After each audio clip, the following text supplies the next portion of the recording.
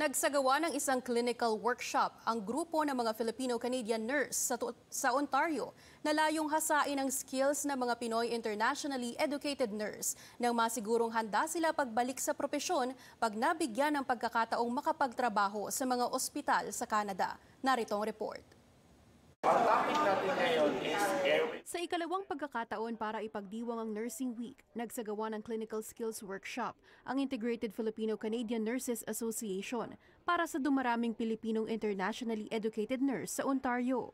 And the very purpose of our workshop is to ensure that we're able to support our kababayans, our Pinoy IENs, to rebuild their confidence and have that competence again, given that there are probably some gaps in their practice for not working as an RN or a nurse for quite a while. Hindi raw biro ang pinagdadaan ng proseso at mahabang paghihintay ng mga IENs para maging rehistrado sa Canada at makabalik sa propesyon. There was some changes in the CNO requirements wherein there is now that recognition of the schooling that they have done, the academic preparation they have done prior. So, however, some of them are still probably trying to get their registration in the process of getting the requirements, including their language proficiency, or some of them are required to do SPEP, which is also something that we are supporting as an organization in IFCNA. Si Junila Lagrito, dati ng nurse sa Pilipinas. Nagtatrabaho bilang caregiver ngayon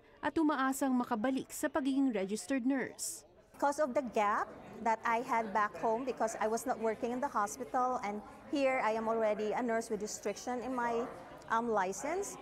That's why I want to, improve my skills to be competent enough para pag magkatrabaho na ako, makakuha na ako ng aking permanent residency at maging nurse na ako sa Canada, I will be confident enough to, take care of the patient. Sa unang araw ng workshop ngayong Sabado, binigyan ng refresher course sa mga dumalo tungkol sa lines, drains, tubes at blood transfusion, airway management, AED fundamentals, infection prevention at iba pa.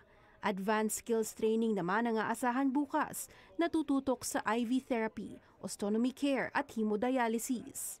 As an educator, it's always been my passion to make sure that our nurses do not just become successful in transitioning, but also to integrate.